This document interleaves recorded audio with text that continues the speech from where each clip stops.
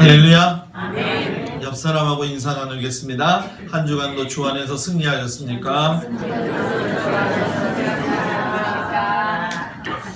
우리 하나님의 놀라운 사랑이 모든 성도들 가정 위에 함께 하시기를 주의 이름으로 축복합니다. 다 같이 따라서 해볼까요? 오순절은 나누어진 것을 하나로 만드는 사건이다.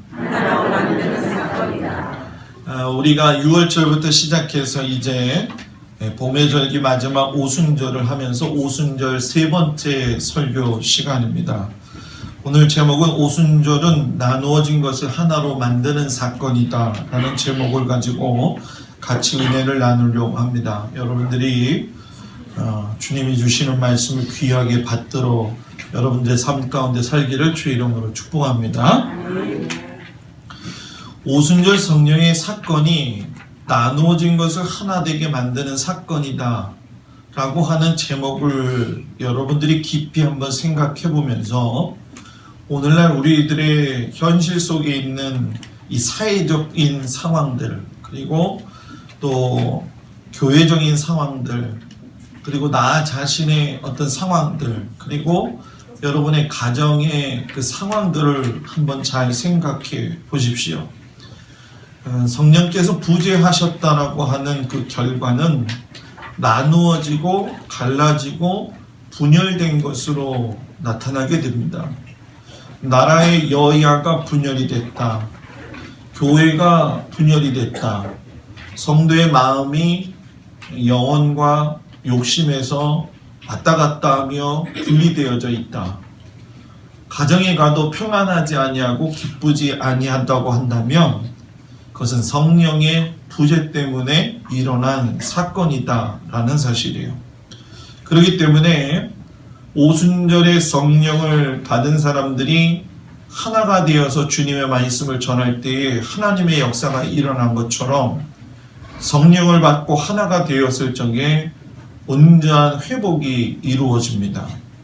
이 회복의 사건들은 성경에서 보게 되면은 구약에서도 우리가 암시적으로 볼 수 있는 것들이 있는데 그것이 뭐냐면 바벨탑 사건 이후에 오순절 성령의 사건 이후 언어의 소통이 회복되어졌다라고 알 수가 있죠. 지난 주간에 제가 랍비 요하나의 그때 성령 받은 당시의 사람들을 보게 될 적에 몇 가지 언어로 들렸느냐? 70가지 언어로 들렸다라고 지난주에 말씀을 제가 전했죠.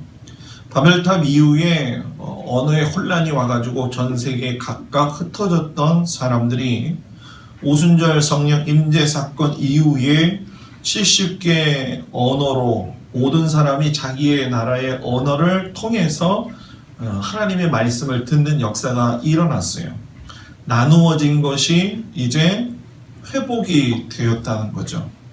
그리고 오순절 사건의 가장 중요한 것은 구약이 율법을 기준으로 해서 십계명이 세워지고 그리고 그것을 여타로 지킬 수 있는 613가지의 많은 그 부수적인 조항들, 또 그것이 더 많이 생겨서 60만 가지가 된 그런 상황에 있었을 적에 이제 성령께서 내리심으로 인하여 가지고서는 그 율법 안에서 갇혀 있는 백성들이 누구든지 보혜사 성령님을 믿고 또 예수 그리스도를 믿으면 하나가 되고 결국은 하나님의 백성이 될 수 있다라고 하는 걸 가르쳐 주셨죠. 그리고 하나님의 백성이 되는 것이 율법 안에 있는 유대인만이 아니라 이방인들에게까지도 구원의 문이 활짝 열렸다라고 하는 것이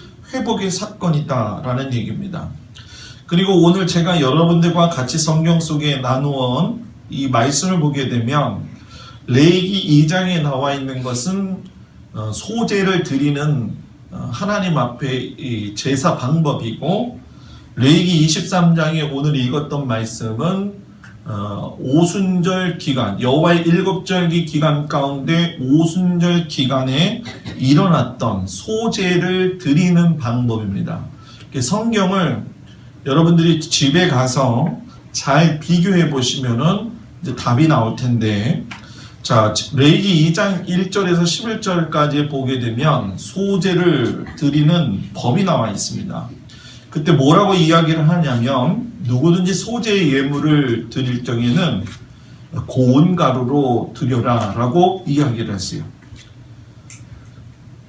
또 소제의 예물을 드리려거든 고운 가루에 기름을 섞어서 만든 무교전병을 만들라고 이야기했어요. 또 그리고 5절에 가서 보게 되면 소제의 예물에 고운 가루에 누룩을 넣지 말라라고 이야기를 했습니다. 그리고 11절에 가게 되면 너희가 여호와께 드리는 모든 소제물에는 누룩을 넣지 말고 너희가 누룩이나 물을 여호와께 화제로 드려 사르지 못할지니라 라고 이야기를 하셨죠. 아주 중요한 설교입니다.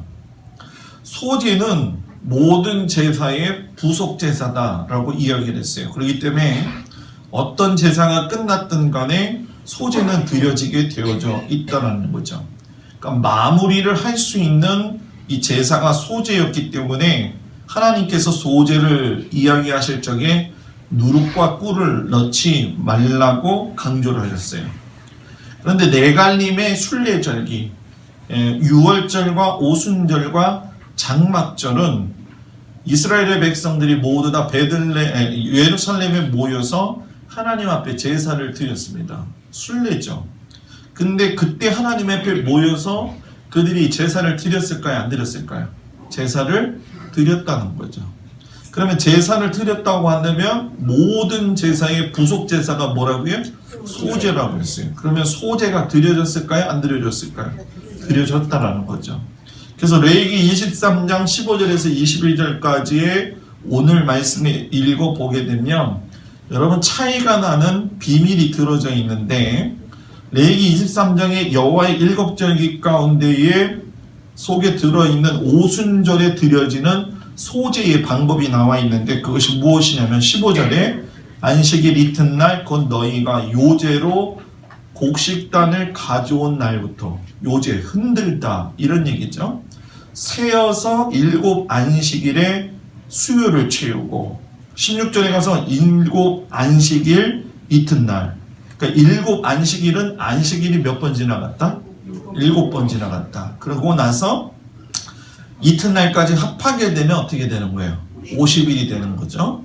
그때 50일을 오순절 절기가 되는 거죠. 그때 새 소제를 여호와께 드리되, 그러면서 17절에 뭐라고 이야기하냐면 너희의 처소에서 10분의 2 에바로 만든 떡 2개를 가져다가 흔들지니 이는 고운 가루에 누룩을 넣어서 구운 것이요 이는 첫 요제로. 또 22절에 가서 보게 되면 우리가 잘 읽지 못했지만 너희 땅에 곡물을 벨 때에는 반 모퉁이까지 다 베지 말며 떨어진 것을 줍지 말고 그것을 가난한 자와 거류민을 위하여 남겨 뭐라고요? 두어라 라고 이야기했어요. 자, 오순절에 이 소제를 보면서 우리가 느끼는 것이 무엇이냐면은 소제의 첫 번째 제사법에는 누룩을 넣지 말라고 했습니다. 그런데 여호와의 7절기에 나와 있는 소제에는 고운 가루에 누룩을 넣으라고요? 안 넣으라고요? 넣으라고 이야기됐다는 거예요. 그리고 그것을 유교병으로 만들고 나서 끝나는 것이 아니라 거류민들, 남의 나라 영토에 머물러 사는 사람들을 위해서 남겨두라고 했어요. 자, 우리가 무교전병은 누룩을 넣지 않았기 때문이지만 누룩을 넣음으로 인해 가지고 무교병이 유교병이 되는 거죠. 그러면 빵처럼 부풀어 오릅니까? 안 오릅니까? 오르죠. 그러니까 고운 가루가 어떻게 되는 거예요? 빵이 되는 거죠. 무슨 얘기인지 이해가 되시죠? 고운 가루가 떡덩어리가 되는 사건이 오순절 사건이에요. 이게 구약의 여호와의 7절기 가운데 나타난 오순절의 비밀에 담겨져 있는 아주 큰 비밀입니다.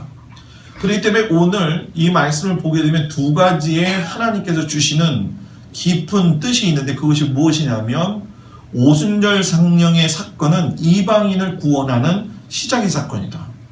이게 왜 중요하냐면 이 사건이 있었기 때문에 여러분들과 제가 예수님을 믿을 수 있는 하나님의 축복을 받았다는 거예요. 자, 성경을 보게 되면 이 부분이 어디에서 제일 먼저 두드러지게 나타나느냐 하면 베드로의 환상입니다. 베드로가 성령을 받고 난 이후에 3,000명씩 회개하는 역사가 일어났을 때에 베드로가 욥바에 내려가 가지고 잠을 청하던 경우에 하나님께서 꿈 가운데에 하늘로부터 먹지 못할 수많은 짐승들의 이 잔재들을 갖다가 내려 보내줬어요. 그때 베드로가 그것이 부정하니까 먹지 않으려고 했을 때에 하나님께서 이것을 뭐하고 했어요? 먹으라고 이야기를 했어요. 먹으라고 이야기를 했을 적에 나는 먹기 싫습니다라고 분명히 이야기했지만 하나님이 내가 주는 것이니까 네가 먹어라 라고 했을 때 그 먹는 그 꿈을 꾸다가 깼지요. 깼는데 그때 뭐라고 이야기하냐면 사람들이 고넬료가 보낸 사람들이 찾아와 가지고 시몬의 집 밖에서 문 밖에 서서 막 두드리면서 베드로라 하는 시몬이 여기 있느냐, 그리고 베드로가 그 환상에 대해서 생각을 하고 있는데 성령께서 말씀을 하시되 뭐라고 이야기하냐면 두 사람이 너를 찾을 거니까 너는 일어나서 내려가고 의심하지 말고 함께 가라. 내가 그들을 보내었느니라 하시니라. 고넬료는 이방인이었어요. 이방인이었던 그들이 내려갔을 적에 너는 그들을 따라가라라고 이야기를 하셨어요. 자, 성령을 받긴 받았지만 베드로가 예수님의 주신 그 말씀과 사명에 대해서 과연 제대로 이해하고 있었는가에 대해서 우리가 의문을 가져야 될 필요가 있습니다. 예수님께서 승천하시면서 마지막 주신 사명이 사도행전 1장 8절에 나와 있는데 오직 성령이 너희에게 임하시면 너희가 권능을 받고 예루살렘과 온 유대와 사마리아 땅끝까지 이르러 뭐하라고요? 내 증인이 되리라 하셨어요. 자, 이 말씀을 베드로가 충분하게 인지하고 있었고 이해하고 있었다고 한다면은 지금 환상 중에 들었던 이 사건을 이해를 해야 될까요? 말해야 될까요? 해야 되는 거예요. 그런데 문제는 뭐냐면 이해가 되지 않고 있었다는 거예요. 자, 여기서 키포인트 하나가 있어요. 이게 뭐냐면 성령을 다 받았다고 해서 하나님의 말씀을 다 이해하는 것은 아니라는 거예요.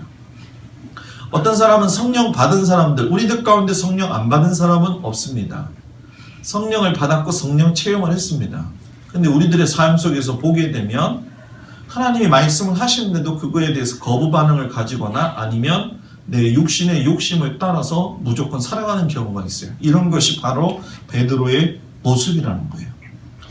복음 전파가 사역이 우리가 진행이 되어질 적에 구원에서 제외된 이방인을 향한 하나님의 계획은 벌써 천지창조가 시작이 되면서 에덴 동산에서의 이 사건부터 이미 담겨진 아주 귀한 하나님의 복음 확장 사건이고 사람을 구원하기 위한 모든 사람을 구원하기 위한 하나님의 방법이고 계획이셨다는 거예요. 그렇기 때문에 예수님을 만나고 난 이후에 우리가 보혜자 성령을 받은 사람으로서 믿음의 길을 걸어가고 있고 더욱더 성도들이라고 생각을 여러분들이 하고 있다고 한다면 사도행전 1장 8절이 깨달아져야 된다라는 거예요. 오늘 한국교회와 성도들이 미국 청교도 신앙을 가지고 있었던 선교사들이 들어와 가지고 그들이 죽어가면서 그의 자녀들이 죽어가면서 사명을 감당하고 헌신을 감당했을 때에 우리나라에서 처음 산부인과도 생기고 병원도 생기고 또 대학도 생김으로 인해서 이 나라가 하나님의 축복을 받아서 지금까지 온 겁니다. 아무것도 먹을 것이 없었던 굶주림에 떨던 나라가 이제는 세계를 주도하는 첨단 국가가 되었다는 거예요. 근데 문제가 무엇이냐면 초기에 가졌던 순수 신앙을 잊어버렸다는 거예요. 그렇기 때문에 여러분들이 우리가 내년을 맞이하면서 예수님의 성품을 닮아가는 것 중에 제일 중요하게 여러분들이 깨달아야 될 것은 무엇이냐면은 저도 마찬가지지만 땅끝까지 이르러 증인이 되는 일에 게을리하지 말아라. 내가 구원받은 것은 남의 희생이 있었기 때문에 구원받은 것이다. 외국인들이 야마진 묘에 가면 지금도 나와 있지만 그 많은 사람들이 죽었을 때에 자녀들이 50% 이상이 죽은 무덤이 있습니다. 자신의 자녀들까지도 하나님 앞에 드리면서 이 땅을 위해서 기도했던 그분들의 그 모습 때문에 우리가 지금 복음을 받아들일 수 있었다라고 하는 건 하나님의 큰 확장이고 큰 은혜고 우리를 사랑하시는 하나님의 큰 은혜라는 거예요. 그렇기 때문에 이제 교회도 더 이상 또 사회도 더 이상 이제 하나님의 복음 앞에 다시 서야 할 때라는 거죠. 우리가 저는 예수님의 성품 닮기 이 3년과 이 목회 계획을 가지고 나갈 적에 우리가 그 모습만 그대로 따라가면 하나님이 우리 교회 가운데에 배가의 역사를 일으켜 주실 걸 저는 믿습니다. 아멘. 그 대신에 그렇게 하지 않을 경우에 제자리에 머물러 있을 겁니다. 어떻게 보면 목사님이 왜 이런 얘기까지 나한테 하시지? 라고 할 수도 있는 경우가 있습니다. 어떤 경우나 상황에 봤을 때 그것이 옳지 않다고 이야기한다면 그거에 대해서 제가 여러분들한테 지혜롭게 말을 하려고 합니다. 그래서라도 바뀌어야 된다고 한다면, 바뀐다고 한다면 하나님이 교회를 긍휼히 여기시고 또 여러분들의 가정을 긍휼히 여기셔서 새롭게 하실 거고 하나님의 방법대로 부흥시켜 나가신다는 거예요. 인원이 100명이고 1000명이고 2만 명이면 뭐합니까? 예수를 제대로 믿는 사람이 단 10명도 안 되는데 우리는 이 깊은 뜻을 생각해야 돼요. 환상을 보여주셨는데도 불구하고 베드로가 왜 이해하지 못했느냐? 거기까지는 아니다라는 생각이에요.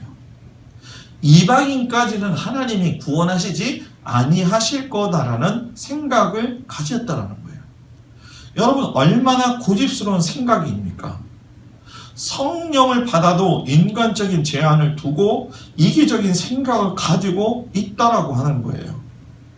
성령 체험을 하고 말씀의 되새김질을 할 수 있고 점검을 할 수 있고 확인을 할 수 있는 믿음의 신앙적 태도들이 준비가 돼야 되는데 그것이 준비가 되지 않으니까 선교가 뭔지 몰라요.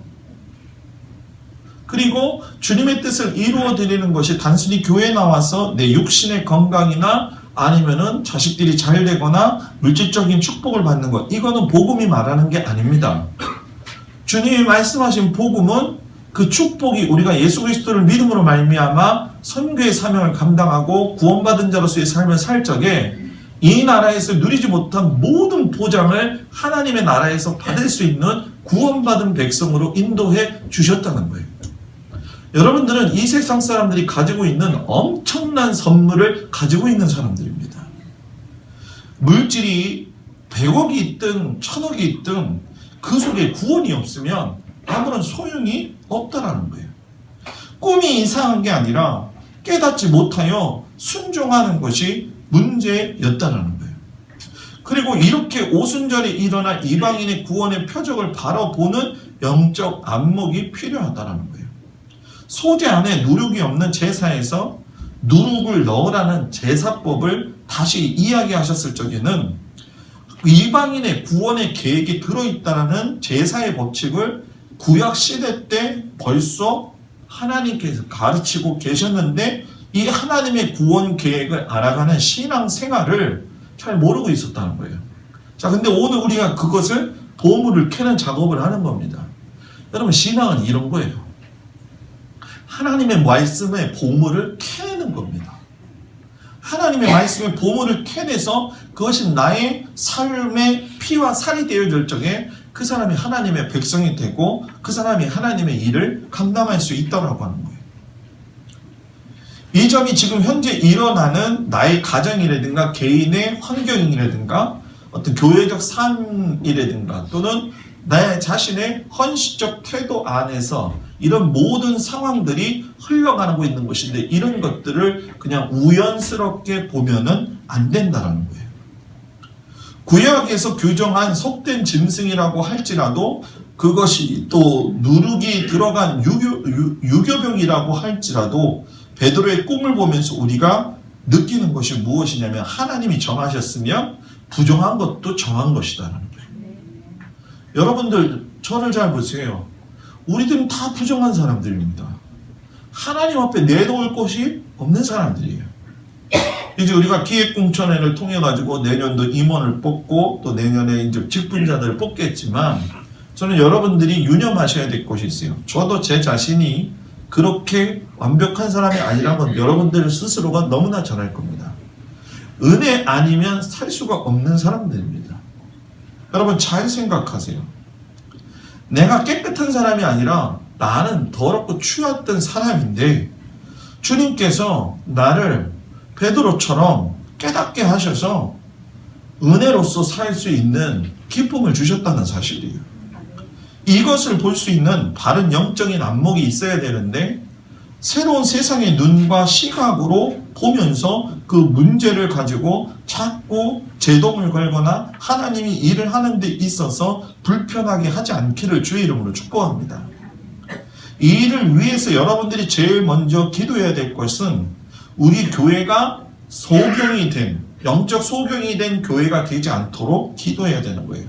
그 중에 여러분들이 제일 자각하고 기도해야 될 것이 무엇이냐면 여러분의 목사가 영적 소경이 되지 않도록 기도하기를 바랍니다. 기도하기를 바랍니다. 목사가 영적 소경이 되면 장로님들도 소경이 됩니다. 그러니까 문제가 발생이 되는 거예요, 교회는. 그래서 깊은 신뢰가 관계가 하나님처럼 된다고 한다면 주신 기회를 놓치지 않고 나아갈 수가 있는 거예요.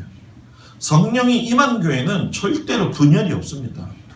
질서가 세워지기 때문에 하나님이 그 일을 하나님의 방법대로 이끌어갑니다. 그런데 거기에 세상의 생각이 들어가고 세상의 방법과 치리로만 가려고 한다고 한다면 결국 남을 정죄하고 심판대에 올리게 된다는 거예요. 우리는 모든 그런 기회를 가지고 판단하고 정죄할 수 있는 권한을 받은 적이 없습니다. 심지어 내 아내도 내 남편도 판단하고 정죄하는 것이 아니라 내 남편이니까 덮을 줄 알아야 되고 내 아내니까 덮을 줄 알아야 되고 내 성도니까 내 목사니까 우리가 덮을 줄 알 적에 하나가 된다. 전 여러분들이 그것을 깊이 알기를 주의 이름으로 축복합니다. 그리고 성령이 임하면 율법이 복음이 된다는 거예요. 여러분 복음에 대해서 주님이 말씀하신 것은 한 알의 밀알이 죽어야 열매가 맺혀진다고 하셨어요.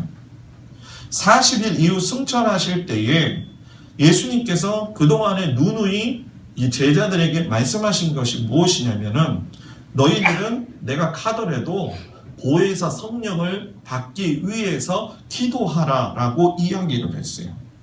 사모하고 기도한 사람은 보혜사 성령을 다 받았습니다. 그 말을 들은 사람이 120명 뿐이었을까요? 더 있었습니다. 그런데 그 말을 듣고 사모하고 기다린 사람은 120명이었다는 거예요. 그리고 세상에 대한 하나님의 마음을 분명히 밝히셨는데 요한복음 3장 16절 여러분들이 잘 아시는 말씀이죠. 하나님이 세상을 이처럼 사랑하사 독생자를 주셨으니 이는 그를 믿는 자마다 멸망하지 않고 영생을 얻게 하려 하심이라. 예수님은 이 땅에 오신 이유가 무엇인지를 하나님이 벌써부터 밝히셨다는 거예요. 근데 그분이 죽으셨다야 되는 거예요. 온 세상 사람의 구원과 제약된 그 삶의 모습을 종지부짓기 위해서 자신의 하나의 밀알이 되어가지고 땅속으로 들어가서 죽으신 분이 바로 예수님이라는 거예요. 죽으심으로 말미암아 거기서 새 생명이 났고 새싹이 되어져서 새로운 생명들이 나타났다는 거예요. 건강한 교회가 되고 성령 충만한 교회가 되고 건강한 영적 성도로 살아가기로 여러분들이 또 제가 결단하려고 한다면 밀알로 죽으셨던 예수님처럼 나도 죽어야 됩니다. 내가 포기를 해야 됩니다. 내가 나 된 것을 포기하지 않으면 죽지 아니하면 살 수가 없습니다.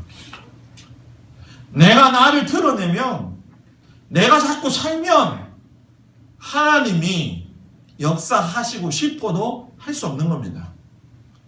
나라가 왜 이렇게 됩니까?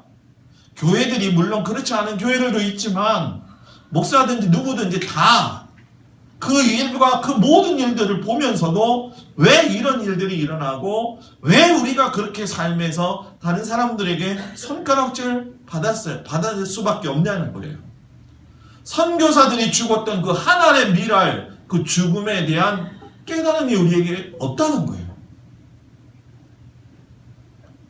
여러분들은 우리 교회가 어려운 교회라고 생각을 하실 겁니다. 그런데 저는 제가 보면 하나님의 기적과 은혜 가운데 우리 교회가 지금까지 지켜왔다는 걸 저는 분명히 압니다. 여러분, 우리 교회는 물론 재정적으로 안정이 되지 못하고 진짜 한 달 한 달을 주님의 은혜 가운데 가고 있지만 그 속에서 우리가 보내는 선교비를 제가 계산해 보니까 어떻게 보면 여러분들이 볼 적에 과하다 생각할 수도 있을 겁니다. 그런데 여러분들 이거 안 하면 안 됩니다. 해야 됩니다. 더 늘리면 더 늘렸지 더 줄이면 안 된다는 얘기예요. 제가 어저께 집에 왔는데 어떤 분의 연락을 받았어요. 제가 직접 받지는 않았지만 어떤 목사님이 저를 화요일날 만나려고 전라도에서 기차를 타고 오셔가지고 저를 만나려고 오신 거예요. 저를 만나려고 했는데 제가 휴가 기간이니까 없었고 또 토요일은 제가 될 수 있으면 전화 안 통화하고 설교에만 집중하기 때문에 근데 무엇인가 깨름직하죠. 시골에서 이가 아니라 전주 시내 안에서도 외곽 지역에 목회를 하시는 분이 나오더라고요. 그 이유를 제가 들었어요. 많은 갈등을 하고 많은 고민과 많은 기도를 했습니다. 왜냐하면 내년 선교 정책을 하는 데 있어서 어떤 방향으로 가야 될 것이냐 고민을 했어요. 그러면 주어진 환경 속에서 이걸 최선을 다해야 된다. 우리 성도들도 지금 선교를 위해서 각 부서별이나 최대한대로 하고 있는데 이 상황을 내가 무시하지 아니하고 하나님의 가장 선한 방법으로 이렇게 계속 2주, 3주, 4주까지 이렇게 자꾸 컨택이나 전환시킬 적에는 하나님의 어떤 방법이 있지 않고 또 있지 않겠는가. 하나님이 자꾸 왜 이렇게 자꾸 오늘 마무리를 제가 시켜야 되는 상황인데 이런 일들이 일어나는 걸 보면서 그래 하나님의 방법이니까 한번 두고 보자. 저는 여러분들이 내년에 여러분들이나 각 지역에서 선교회에서 내는 모든 선교비는 하나로 통합을 시켜가지고 그 방법을 새롭게 여러분들한테 제시를 하고 그대로 나가려고 합니다. 그러니까 여러분들이 그것을 깊이 깨닫고 제한하지 않고 살아가기를 또 그렇게 협조해 주기를 주의 이름으로 부탁을 드립니다. 미랄이 되어서 죽지 아니하며 아무것도 열매를 맺을 수가 없어요. 가루 서말 속에 감추었던 누룩이 온 가루를 부풀게 한다고 했습니다. 자, 누룩은 죄를 이야기하는 것이지만 반대로 보혜사 성령의 임하심이 이 누룩처럼 부풀게 된다고 한다면 예수 그리스도의 복음이 얼마나 척파되어지겠냐는 거예요. 여러분, 내 안에 은혜의 누룩이 좀 있어야 됩니다. 내 안에 죄악의 누룩이 있는 게 아니라 은혜의 누룩이 있어서 그 은혜로 살아갈 적에 성도가 세상을 이길 수 있는 겁니다. 그런데 그 은혜의 누룩이 없으니까 세상을 이길 수가 없는 거예요. 근데 그 누룩이 되는 게 쉽습니까? 미랄로 죽어야 됩니다. 죽기 싫어도 죽어야 됩니다. 죽어보고 포기해 보아야 될 줄 알아야 됩니다. 내가 죽어보지 않고 내가 포기해보지 않고 성령의 임재를 어떻게 내가 경험할 수 있냐는 거예요. 여러분들 성령 우리가 받았고 나이 드신 분들 또 성령 받았고 저도 성령 받았죠. 근데 성령이 받았는데도 불구하고 계속적으로 충만하지 못하고 오르락내리락 오르락내리락 하는 이유가 뭡니까? 여러분, 죽지 않아서 그래요. 죽어야 돼요. 포기해야 돼요. 자존심 내려놔야 돼요. 내 인격만 최고가 아니라 불쌍한 자들을 돌아보면서 연약한 자들을 돌아보면서 우리가 선교하고 우리가 그들을 갖다가 돕는 것이 마치 청교도 신앙을 가지고 왔던 그들처럼 우리가 죽고 포기할 적에 다른 사람도 살 수 있다는 거죠. 왜? 선교사들이 죽었으니까 우리가 살았으니까. 여러분, 우리는 그런 교회가 되어야 됩니다. 아멘. 우린 그런 성도가 되어야 됩니다. 가루소말 속에 감춰진 누룩이 복음이 되고 생명이 되면 가루소말 전체가 부풀어진다고 그랬어요.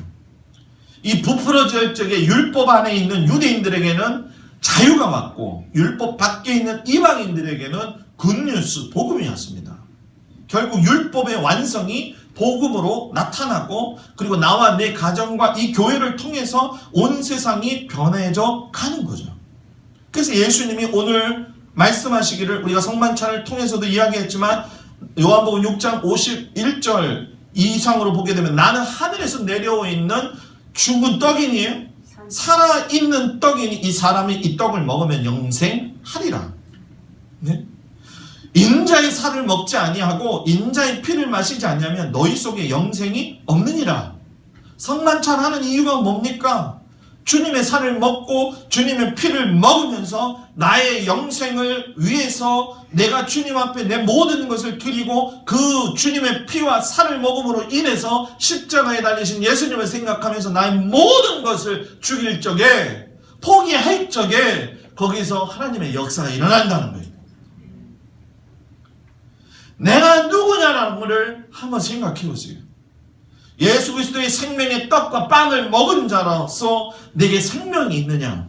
여러분, 목숨이 붙어 있어서 생명이 있는 게 아닙니다. 목숨이 붙어 있어도 하나님의 영이 없어가지고 죽어서 아무 생각 없이 살아가는 사람들이 얼마나 많습니까? 여러분, 지난 뉴스에도 제가 보니까 너무 깜짝 놀랐어요. 아버지가 아내와 자식들 다 해서 3명 그대로 죽이는 세상이 이런 세상이에요. 이런 세상에 내가 생명을 갖지 않고 있다고 한다면 어떻게 살 수 있겠냐는 거예요. 저는 여러분, 우리가 남을 살리는 떡이 되기를 주의 이름으로 축복합니다. 오순절 성령 임재 사건에 왜 소재물에 누룩을 넣으라고 이야기하셨습니까? 거기다 꿀까지 첨가시키라고 했습니다. 또 왜 거류민에게 먹이라고 하셨습니까? 이제는 더 이상 우리가 누룩 없는 인생이 아니라 눈치 보며 무교병 먹는 자가 아니라 누룩이 들어감으로 율법을 완성하시고 생명의 빵인 대신 예수 그리스도를 우리가 믿음으로 말미암아 믿음의 사람이 되고 하나님의 사람으로서 이 땅에서 승리하며 살기를 하나님이 원하신다는 거예요.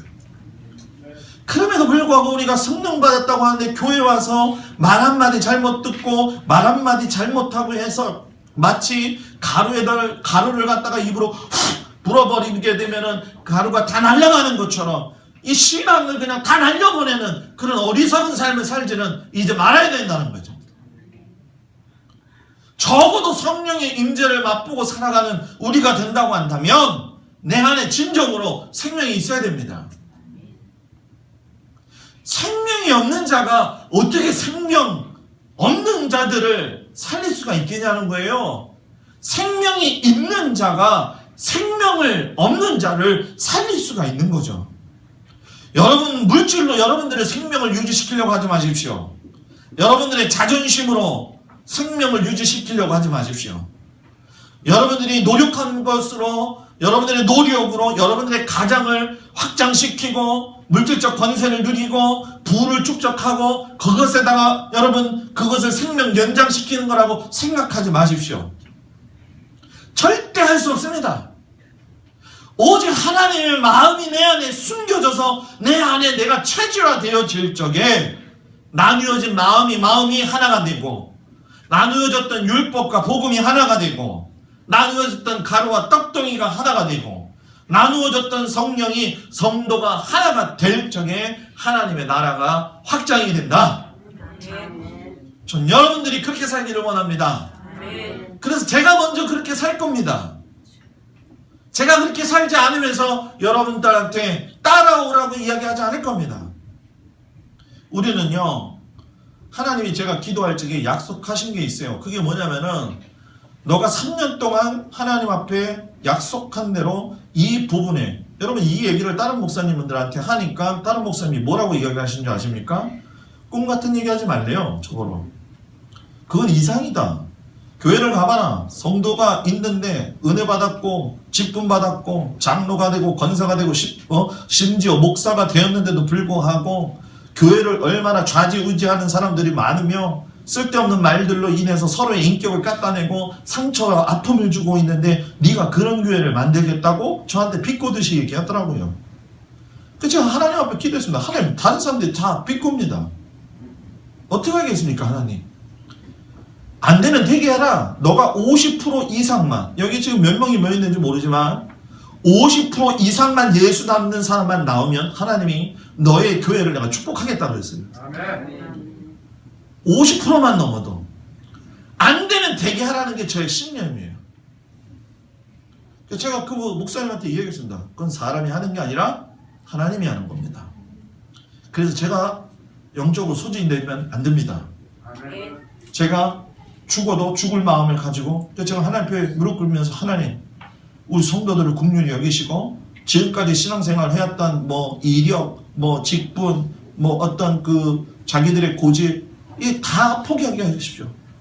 다 포기하게, 다 새로 세팅되게 하시옵소서. 지난 6년을 제가 돌아보면서 결국은 한다고 했지만 우리는 생활 정리하고 인격 정리하느냐고 시간을 너무 많이 허비해버렸고 거기다가 아직도 변화되지 않은 좋지 않은 모습들이 우리 안에들 있습니다. 분명히. 여러분들이 잘 알 겁니다. 그거 하지 마십시오. 이제 그거 하지 않았으면 좋겠습니다. 그 예수 믿는 사람이 그렇게 하면 됩니까? 직분 받은 자가 그렇게 하면 됩니까? 뒷말도 하지 마십시오. 소문을 만들어내지 마십시오. 교회를 위해서, 가정을 위해서 기도하고도 바쁘고 여러분은 한 사람 한 사람 위해서 기도하기도 바쁩니다. 왜 쓸데없는 말들을 만들어내고 그렇게 해가지고 교회의 생명력을 잃어버리고 남을 격려하지는 못할 망정 왜 모든 이 자라나는 새싹들까지 밟아 죽이는 교회가 되어야 되느냐. 많이 변했다고 우리가 스스로들 얘기합니다. 저도 그렇게 생각하고. 그런데 그것 가지고 자랑할 때는 아니라는 거죠. 왜? 더 많은 교회들이 지금 나빠지고 악해지는 가운데 우리 교회도 그 이상의 삶으로 가지 않으려면 이제 깨어나야 됩니다. 그래서 여러분, 절제를 하지 못하면 차라리 말을 하지 않는 게 낫다. 내일 아침 새벽 설교 제목입니다. 여러분 그거 잘 하십시오. 제가 그 부분에 대해서는 이제 이야기할 겁니다. 여러분들을 진노하게 하는 것이 아니라 목사의 마음을 가지고 양을 치유하고 양육할 때에 이거 하지 않았으면 좋겠습니다. 제가 아주 얘기할 겁니다. 이제 앞으로. 어떤 진원이 있을 적에도 제가 그 부분에 대해서 아무것도 밝히지 않으면서 얘기하겠습니다. 하지 맙시다. 그렇게 살지 맙시다. 그렇게 하지 맙시다. 아멘. 여러분 이런 새 마음을 가지고 가지 않으면 가정이 절대 변하지 않습니다. 교회가 절대 변하지 않습니다. 여러분들을 제가 사랑하는 것만큼 또 여러분들이 저를 사랑하는 것만큼 또 저와 여러분들이 하나님을 사랑하는 만큼 하나님을 닮아가는 만큼 하나님이 일하실 것이고 열매를 부어 주실 겁니다. 아멘. 그 마음의 확신을 믿고 따라오는 자에게는 그것을 누릴 수 있는 권리를 하나님이 주실 것입니다. 아멘. 그 권리를 여러분들이 받기를 축복합니다. 아멘. 우리 다 같이 일어나서 하나님 앞에 기도하겠습니다. 눈을 감고 기도할 때 하나님 이 시간 찾아오셔서 저희들의 삶 가운데 하나님의 놀라운 은혜가 있기를 원합니다. 나누어진 것이 너무나도 많습니다. 하나님, 나라의 정치자들도 나누어져 있습니다. 하나님, 교회도 나누어져 있고 가정도 얼마나 많이 나누어져 있는지 이혼한 가정 속에서 마음의 상처를 받고 얼마나 가슴 아파하는 일들이 많은지 모릅니다.